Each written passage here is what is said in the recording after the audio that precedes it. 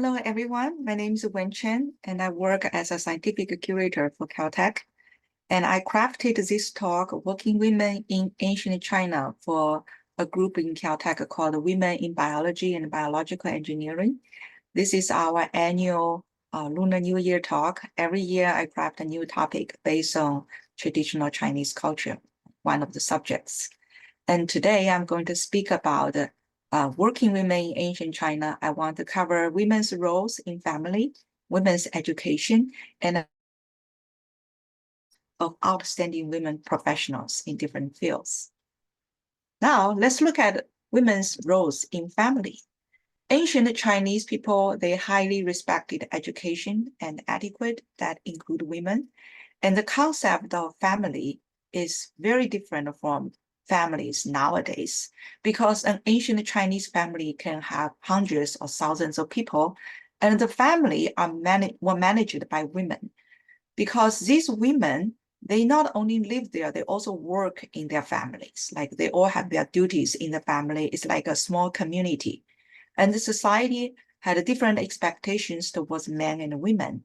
Men were expected to live outside of the family and make a living, and they come home and bring money. But like their main duty is for the society, while women is like fully responsible for how to run this family community. So these are the paintings that I got from ancient Chinese literature called The Dream of the Red Chamber. And it was a literature, a novel actually in 18th century, written by Qiao Xueqin. And that described the story of women in a big family, in actually 4 big families, but mostly they talk about one family. About the women's life there. So one of the paintings about the scene described here, you can see here how many people were there in one of the family dinners.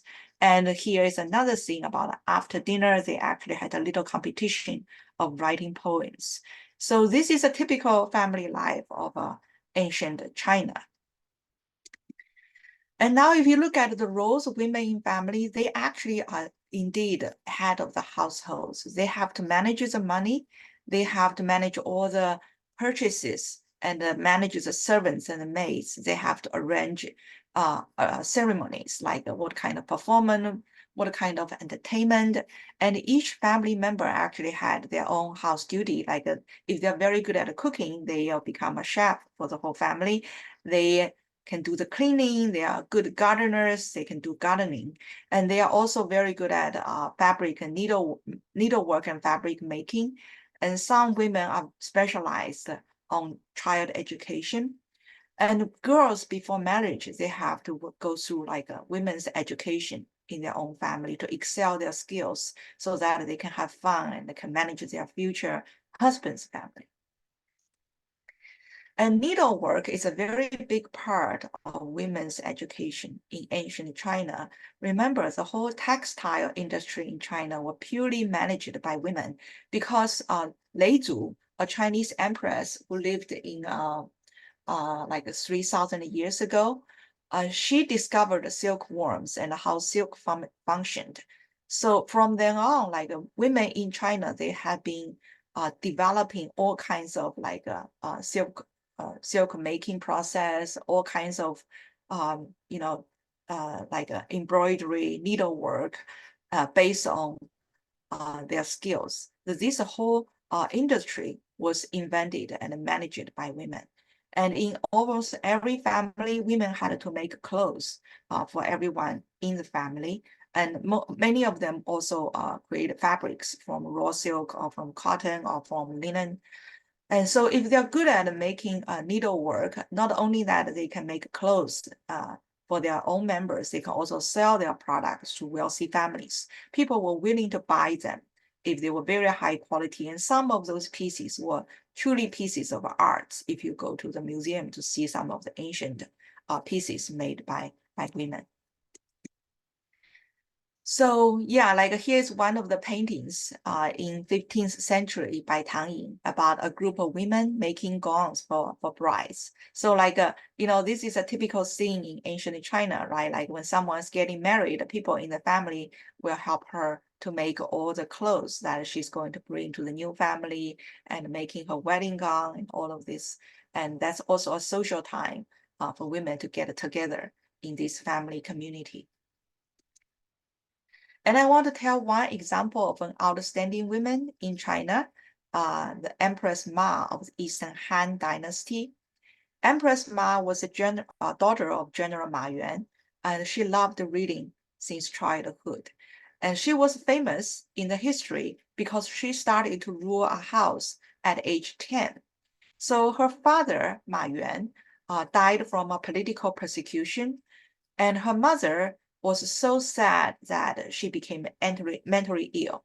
You know, usually in a family household, like the oldest woman manages the house. So theoretically, her mother should run the house. But because her mother was ill, the father died, Empress Ma started to run her own house at age 10.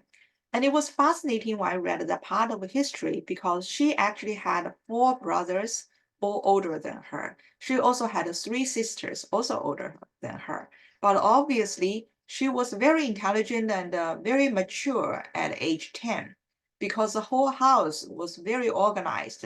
Everything was in order and everyone followed the order of this 10-year-old. And she was chosen as empress because of her beauty and virtue. And she was also a fashion icon in her time because she was very tall. She was, according to historical record, she was as tall as a man. And she had beautiful long hair. And she was also very good at creating her own fashion style using inexpensive material. You know, silk was the most expensive material, but then Empress Ma discovered that cotton actually was better in absorbing the dye, like creating like a very beautiful clothes. So people look at her from far away, she was gorgeous, but then when they got close to her, they realized like she was wearing cheap material made clothes, but she can still make this material very, very pretty. And so in the court, many ladies followed her style, and that also established a very interesting style in her time because people would not pursue for expensive stuff, but like be creative in creating beautiful stuff with like less expensive material.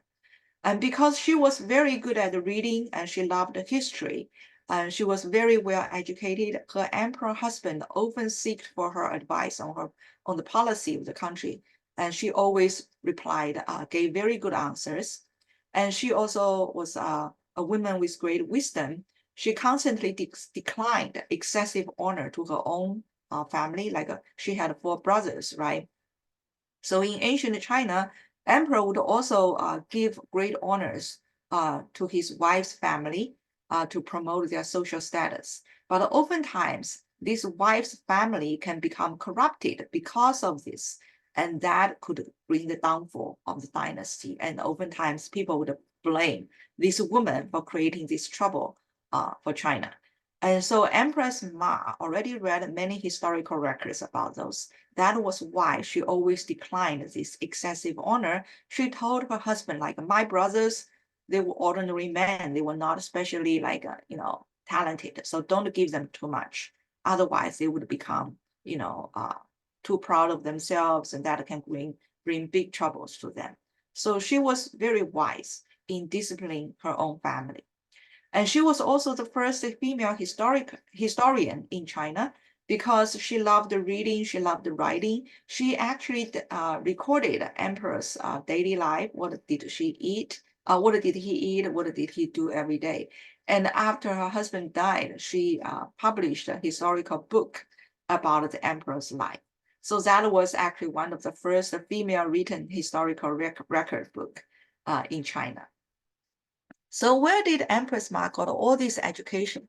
Was there any school or system or textbook? And I want to mention women's education in China. So there was this basic education based on 4 basic principles. The first is virtue. You first need to be a good person, to learn everything else. If you're a bad person, all the skills you learn will, be used for a bad purpose, right? So virtue is most important. Like they need to teach how to be a good person, how to treat others well, how to take care of themselves. And second is appearance. Not only that, they need to know how to dress themselves, how to make their hairstyle. Ancient women in China were very, very like into fashion. Like they invented so many different styles of clothes. And like I gave a whole lecture about the traditional Chinese attire about 4 years ago. And you can still go to, watch the video on my blog or YouTube channel. And they also invented all kinds of hairstyles. And they need how to dress themselves. They need to know how to act appropriately, how to walk and move appropriately and to make them look beautiful.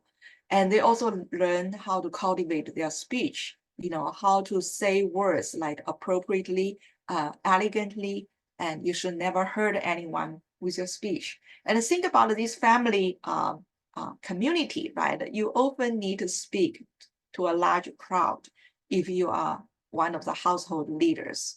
So it's also about public speaking. So learning how to speak is also, a very big part of women's education. And number 4, the most important as well, crafts. They need to know needlework, how to make clothes for everyone, make good clothes, and make good use of the fabric, how to design their own clothes. So these are all basic education for women. And who wrote the textbook? And so there were quite a few different textbooks about women education circulating in China. And unfortunately, for thousands of years, many of these ancient textbooks, we knew their existence, but people cannot find them anymore. But nowadays, people can still find some of these textbooks. One of them was called Internal Training, written by Empress Xu of the Ming Dynasty. So I want to mention that empress in ancient China, they were chosen to be the empress because the emperor wanted them to be role models for the rest of women in China. And that's why they always choose good women with good education to be their empress. So Empress Xu was in the Ming Dynasty. She lived in like the 14th and 15th century. She was also a daughter of a General Shida. She was well educated in both military and literature. And before she became an empress, she was famous for defending the Beijing city. Beijing city in the past was called Peking city, right? Beijing. And so her husband, when they got married, was not a crown prince. But then later on, there was some like a political turmoil in China, and her husband tried to get had a quest for the throne. So when her husband was away for battle, the enemy started to attack Beijing city. And Empress Ma, she was still like the princess at that time. She was in charge of the city. So she distributed, because the city did not have many soldiers, like most of them living there were just women and old people or children. So she distributed weapon armors to all women in the city. And also she gave the order because at that time was very in the winter time, like in ancient China, each city was like a castle, right? They had these tall walls, and then enemies would use ladder to climb on top of these walls and then invade the city. And then she gave the order to dump water to all these walls because it was very cold. It was freezing cold. The water became ice, and that became very, very difficult for the enemies to climb onto the wall and invade the city. So she was successful in using this strategy to hold the enemies away from the city for days until her husband came back to defeat them. So you can see like she was very good at like on military stuff. Like she was very good at fighting as well. And she became an empress at the age of 40, and then she published a book called Internal Training about women education, like how to raise good women and equip them with all these skills and all these EQs to manage their house, and intelligence how to deal with difficult situations. So this is still a very good textbook like people can use nowadays for women education, although it's no longer required in China, but many women who are interested in ancient women education may find this book. I read it on internet. It was still a very good book. And I was especially impressed by one of the teachers there, because I'm a mother. Like when I raise my children, I often get mad with kids, like, oh, how come you don't follow my orders? And in her book, Internal Training, she had one sentence say, as a parent, you must be compassionate to your children because they're supposed to follow your orders. But if you're not compassionate, if you don't show your love, it's very hard for them to follow your orders. So I found that very inspiring in my parenting process. So this is Empress Xi's story about women's education. And besides basic education, women in China also had advanced education that include 4 elements as well. Music, they need to learn how to play an instrument or multiple instruments that can improve the quality of their life and bring entertainment to their family.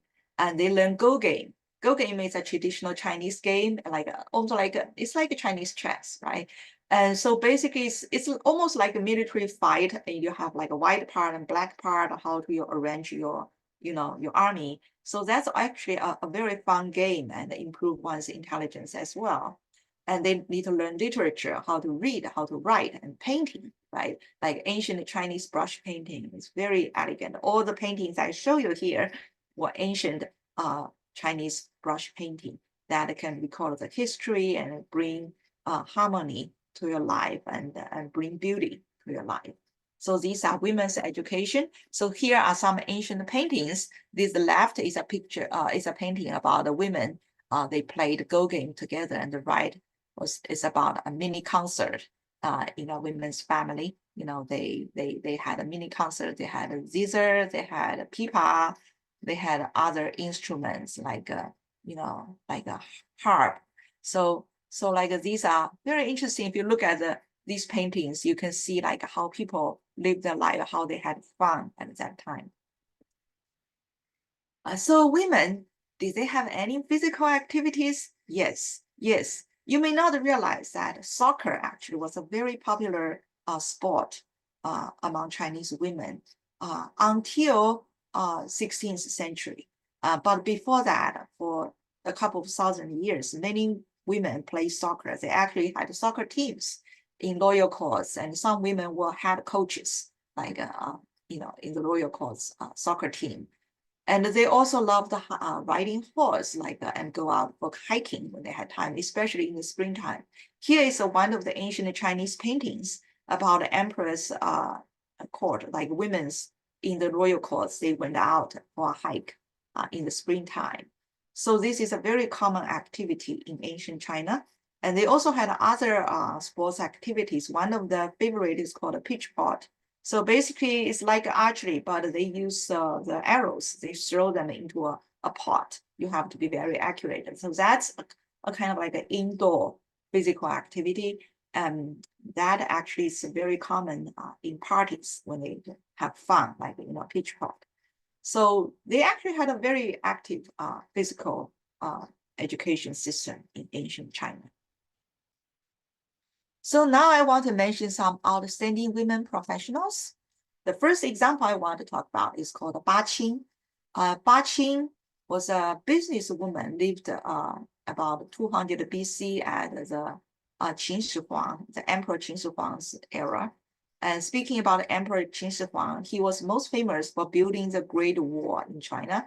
And he was also famous for having thousands of terracotta warriors. But you may wonder, where did he get the money to build this wall? Actually, Ba Qing, as the most wealthy person in China, sponsored the Great Wall and also sponsored the Emperor Qin Shi Huang's tomb and all these goodies in his, that you can see nowadays. So her family dominated mercury production in China. So why did ancient Chinese use mercury? They use mercury sulfide. It's a red material. They use that for as ink, like emperors. They use mercury sulfide as their ink because it's red color. That's different from regular ink when they write or reply letters. And also ancient Chinese used mercury sulfide as a kind of medicine for treatment. And Ba Qing was, her family business dominated the mercury production because she also, master skills. She also had a private army about 1,000 people to protect and transport mercury. Think about all these highly toxic material. You need special skills to handle them. And I think that was maybe one of the reasons like Emperor Qin Shi Huang kept a good relationship with this businesswoman because not only like she can, handle all these toxic production of like mercury, she had her own army. She also was a good friend of the emperor by sponsoring some of her major projects. And after Ba Qing died, Emperor Qin Shi Huang actually created a memorial building to praise her, her contribution to the country, and also use her as a good example, as a role model for women in China. Of course, that building, 2,200 years old, no longer exists, but we can still read the record in the history books. My second example is Ban Zhao. Ban Zhao was a historian, also educator. In ancient China, all the education were passed down in families. So, for example, if you're born in a historian family, right? Everyone in the family study history. If you're born in a medical family, everyone in the family study medicine. If you're in a farmer's family, everyone, do the farm business. So Ban Zhao was born in a historian family. Her father and her two brothers, older brothers, were all historians. And her father died, and then her older brother was the lead historian in China at that time. That was always appointed by the emperor. But her second oldest brother one day threw away his pen and claimed that he wanted to join the army to fight enemies. So yeah, he went to the army and he became a famous general. But then the problem is after her older brother died, and she was the only woman left in the family, and also skilled in historian. So the emperor actually appointed her as the official leading historian in China to finish the book, to compile the book of Han Dynasty. So that's basically the official history document of the whole dynasty, right? So Ban Zhao, obviously, you can see like she was very well educated, and she was also like very well respected. She had male historian students, and she gave lectures to the court ladies to teach them history. That was also the order of the emperor. And the emperor also used her as a policy advisor because she knew so much about the history. She can always give wise answers about the previous examples in history, how people solve the problems, and that can become a good reference for the emperor to make new decisions. And Ban Zhao also highly advocated for women education. She wrote a book, Lessons for Women, for Women's Education. Nowadays, the book is already gone. Like we no longer can read the book, but we knew like that was a very famous book at that time. And here is a painting of Ban Zhao giving a lecture to women and children in the emperor's court. And now my third example is Wei Shuo. She was a calligrapher. Do you like Chinese calligraphy? To the right of my slide is a calligraphy piece by Wei Shuo. She was very, very famous Chinese calligrapher. Calligraphy is a kind of Chinese art. If you know Chinese calligraphy a little bit, you probably know like Wang Xizhi was the most famous Chinese calligrapher in history. And who taught Wang Xizhi? Wei Shuo. So Wang Xizhi actually started to take lessons from Lady Wei Shuo when he was 7 years old. Lady Wei Shuo lived in 4th century. She also was born in a calligrapher's family. And she was so good at calligraphy that she wrote a book about calligraphy, like a better formation of the brush stroke. You can still read the book nowadays because it has been passed down for generations and generations for a couple of thousand years as like a Bible about learning calligraphy. So here's the story, the legend. of Lady Weishuo, the calligrapher. My fourth example is a dancer, Lady Gongcun. There were many, many great dancers in the history. Unfortunately, we can no longer see them. There's no video. There was no video in ancient China. And all we can see was a little bit of painting. There were many good dancers, but the Lady Gongsun was unique because she specialized on sword dance. There were two kinds of Chinese dance. By the way, Chinese dance originated from martial arts several thousand years ago. So there were two kinds of dances. One is called martial arts dance. The other was called like artistic dance. So artistic dance is elegant, like, soft, gentle. And martial arts is full of power. And Lady Gongsun specialized on sword dance, and she was the best dancer in the Tang Dynasty. And her legend was described by the famous poet Du Fu in one of the poems. And so her dance was so famous at that time that according to historical legend, thousands of people would gather together to watch her performance. And many artists went to see her performance to get inspirations, including famous calligrapher Zhang Xu, learned from her dance and can found inspiration and created his own style of calligraphy. So Lady Gongsun used to be active in the countryside, and then the emperor of China, heard her name and called her into the palace. So at that time, ancient emperors often gather countryside performers and give them salary so that they can perform in the palace and teach their students there. So Emperor Tang Xuanzong at that time had 8,000 dancers in his palace. Tang Xuanzong was a big promoter of Chinese dance and music. And the Lady Gongsun was ranked #1 as his dancer. And her students were also great dancers. She passed her skills for generations to many different students. So here's the story of Lady Gongsun. We wish we can see her dance again. But, if you like Chinese dance, you can watch the Shenyun Performing Arts. That's actually one of the best dance performances I've ever seen. And now I want to talk about a real martial arts master after talking about Lady Gongsun, the military generals. Qin Liangyu was officially recorded in the Chinese history as a female military general. And she lived in the 17th century. She studied martial arts with her father and the brothers, and because her family was a military family, right? And when she was a kid, her father said, "Oh, you're so much better than your brothers. I wish you were a boy so that you can fight and defend our country." And Qin Liangyu replied that I will fight and protect our country, even though I'm a woman. So she grew up, when she was 20, she was very pretty. She was very good at martial arts. And one of the wealthy and powerful men in her county wanted to marry her as a concubine instead of wife. Concubine is not an official wife. And she did not like that powerful man, but that was such a wealthy and powerful family that she was worried if she directly reject him, that can bring trouble to them, to her family.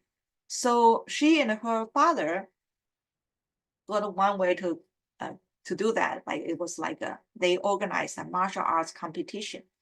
So she claimed to be fair, right? You have to beat her in a martial arts competition to marry her. And that worked very well. She easily beat that powerful man and rejected his proposal. See, you couldn't win me, right? So many young men came to challenge her at this martial art competition to marry her. And eventually she married Ma Qianceng, one of the young men who came. Actually, her husband was not as good as her in martial arts, but she fell in love with her during the competition, and she let him win. And eventually, they got married when Qin Liangyu was 22 years old. And they both led army together to defend the city.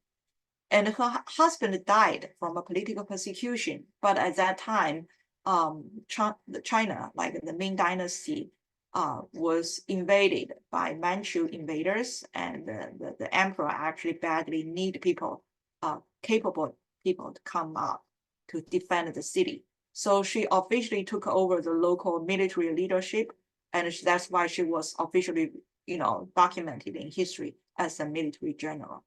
And like that was story of Qin Liangyu. Unfortunately, the Ming Dynasty still ended, but then like Qin Liangyu, actually lived together with her children and grandchildren, and she died at her 70s.